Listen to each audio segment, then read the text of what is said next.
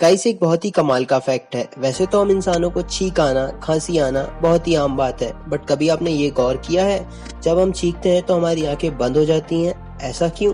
नहीं पता? तो सुनिए, क्योंकि हम 100 माइल्स पर हावर की स्पीड से छींकते हैं तो हमारी बॉडी में इतना प्रेशर क्रिएट होता है जिससे हमारी आंखें बंद हो जाती हैं।